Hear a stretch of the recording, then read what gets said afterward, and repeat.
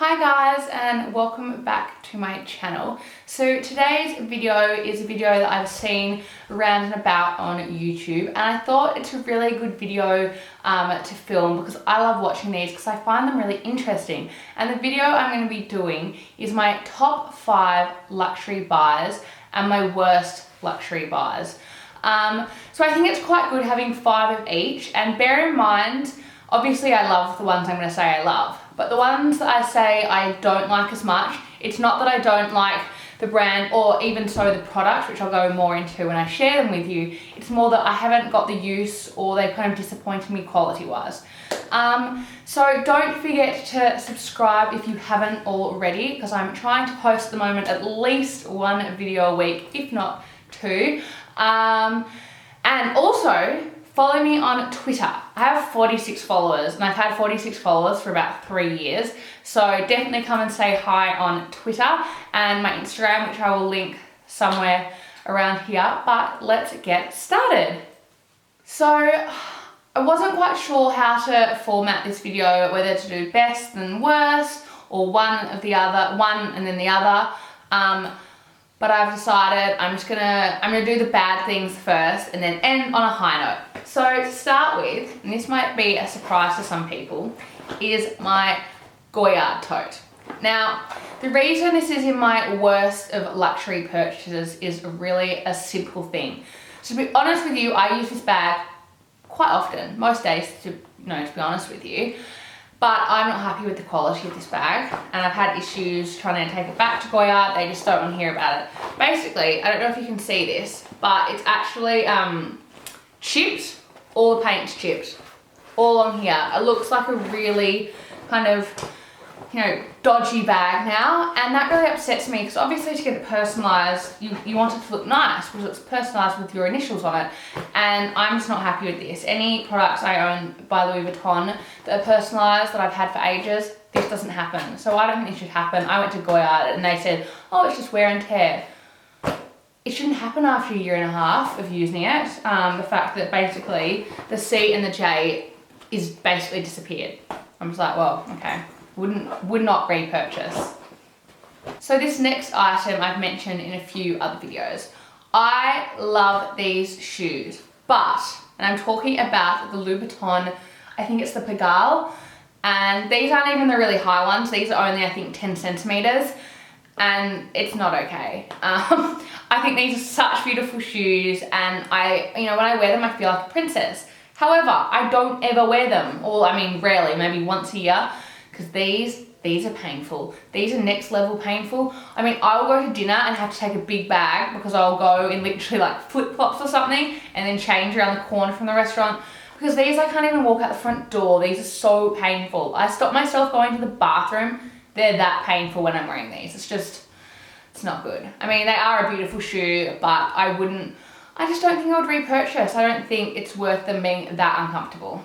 So third on my list of luxury purchases that I regret or don't think are worth it is this M2, is it Malatia bag.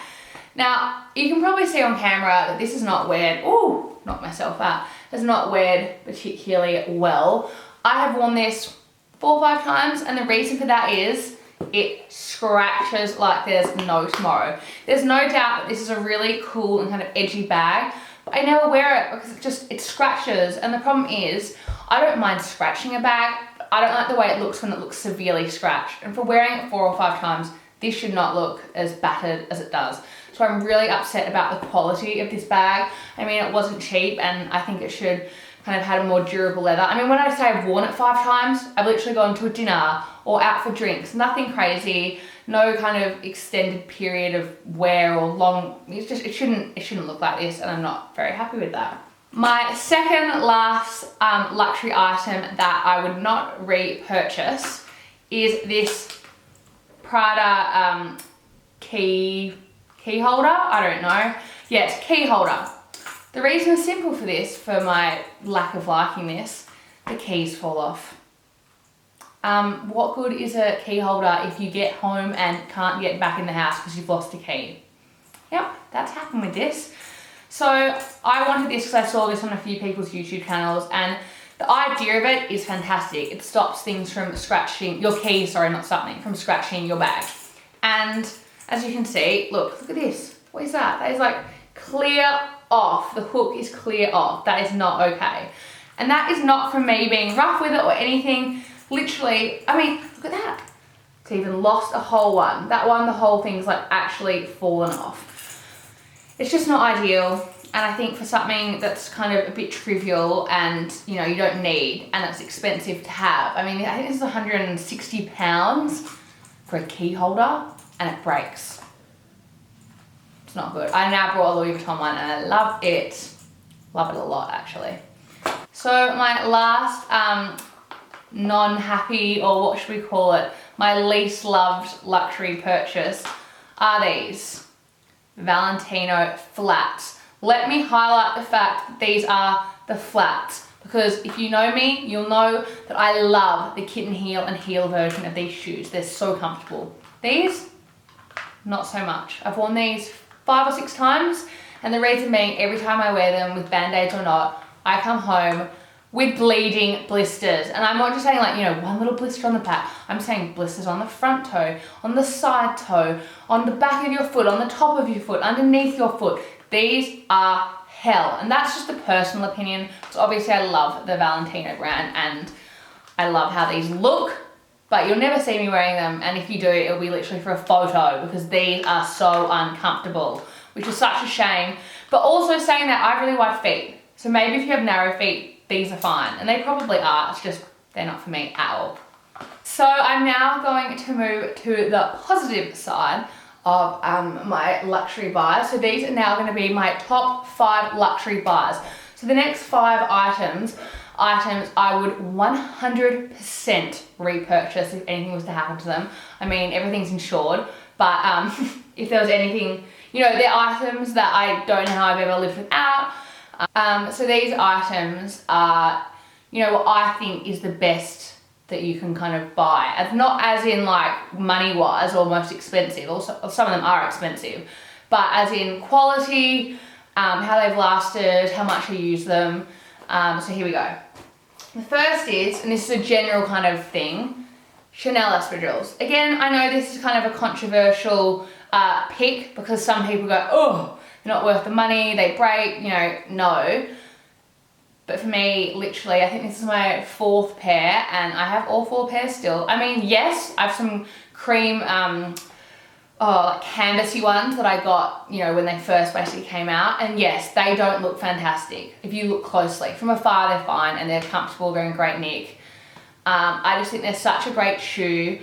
These are like slippers on your feet. Not even kidding, like the best shoes ever. I just adore them. I mean, these are the leather ones with little studs. These are about a couple of years old. And I mean, look at them.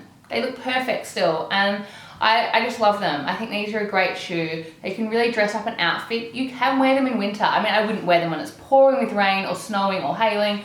But you know, when it's one of those crisp, cold, very sunny days, I would pull these out. I think they're a beautiful shoe and I couldn't recommend them higher. Moving on to bags.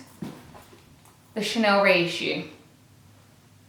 If you have to have one bag, you need to get a black classic bag from Chanel. So my term, like when I say classic, I mean either the classic flat in whichever size you want in black with gold or silver hardware, or the reissue in black in gold or silver hardware, whichever kind of tickles your fancy. But this bag for me, it's a classic. I mean, this is the original kind of Coco Chanel bag. I love this one because it's quite understated. It hasn't got the CC lock. It's got just, you know, the normal, well, not the normal actually. It's got the old school, what, you know, Coco Chanel used to have, that lock. And I mean, I love how it's flat. I love how it's saggy. I'm usually a structured bag kind of girl. And this is heaven. I mean, I've had this now for a couple of months and it's all I use. I use it every day.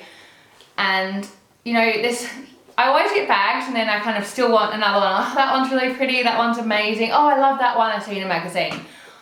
I'm like not even looking at other bags because this to me ticks all the boxes. It's a classic color. I will have this forever. I'll be able to hand this down.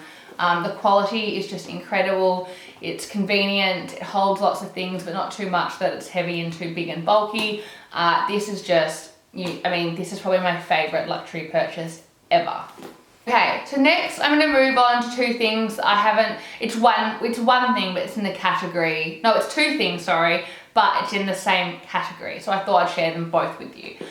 I never really talk about this because I think there's no need to really talk about them, but luxury kind of jewelry items or watch items. And the reason I say that is if you get a really classic piece of jewelry or a watch, you can't go wrong and you'll have it forever. It'll never go out of style. So my two items would be my Cartier pieces, which is my, which are these two bracelets here, and I also have two rings, and I usually never take them off, but I haven't got them on at the moment.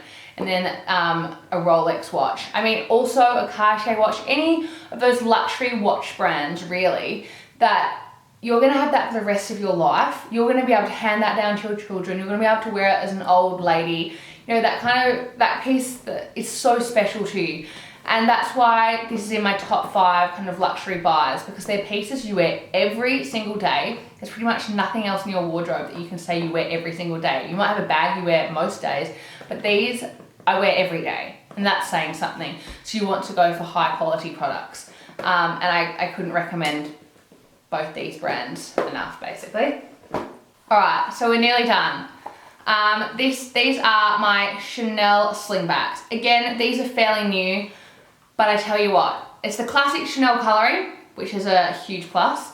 And then they're a low heel, so I'm gonna be able to wear these forever. You know, if they're a 12 centimeter heel, when I'm 40, will I wear them? Probably not. I've never been a shoe person, and in the last year, shoes have really become a thing for me, and I love collecting shoes now. These are just so beautiful, they're so timeless, and basically, as you'll have seen with my top 5 luxury buys, everything's a classic piece. It's not a bright color, it's nothing out there, it's something that kind of matches with everything.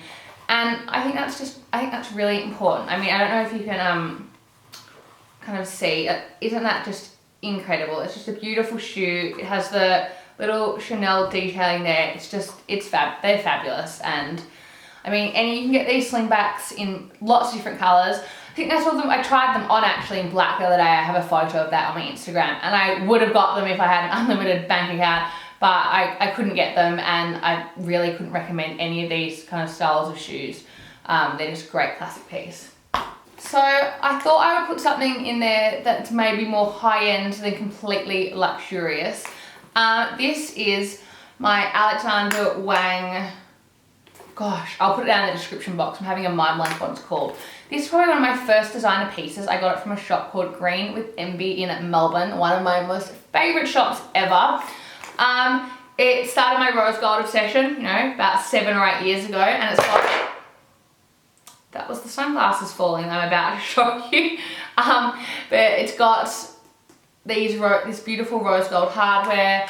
The wear on this, I mean, I know it's a bit saggy, but basically you can't tell this is being worn. It's got a beautiful long strap, which means you can wear it cross the body. Yes. The only thing about my Chanel reissue is it looks a little funny wearing it cross body, which upsets me slightly. This you can wear cross body on your shoulder. It fits so much stuff in it. It's just really, it's a fabulous bag, and I could not recommend it higher. So if you're looking at kind of doing your first luxury high-end purchase, this is at such a good price point. I could not recommend this higher. So I'm on the last thing, and this is slightly cheating, I know. I think this is now my 6th item, but basically it's more of a category. I should probably put this with the jewelry, but sunglasses. Now, you can get so many really crazy out there designer sunglasses, and they scratch, and I mean, I have some gorgeous Dior pairs, but they scratch, and that's just life. These are the Celine cat eye ones. Here we go. I've had these. I'm going to take these off because otherwise I'm just going to look crazy to you all. I have had these for maybe 3 years now, and they don't look a day old. The quality is incredible. I put this in my bag without, I hate to say this, but without a case, and I chucked them. They've been squashed. They haven't broken. You can't tell. If I did that with my Dior kind of reflective sunglasses or the mirror glasses, you'd know. I mean, I dropped my Dior pair when I was in Italy, and they've got a huge scratch down the front, which is quite shattering. I nearly put them in worst designer buys because just how delicate they are, but sometimes you just have to deal, and that's how it is, I guess. But these definitely, the Celine kind of cat eye with the tortoiseshell case. You can get these again in different colors, and I would really recommend this as kind of a first luxury sunglass buy. Alright guys, I hope you liked this video. It's taken me ages to film it because I just couldn't decide what to include in both categories. And I mean, every weekend I've sat down to film it and I couldn't get the categories quite right. So today I spent an hour and a half this morning just kind of going through, putting stuff on my bed and trying to decide what I thought would be best to share with you. Anyway, they're my picks. I will list kind of everything down below in the box. Don't forget to subscribe if you haven't already, and I will see you in my next video. Bye everyone!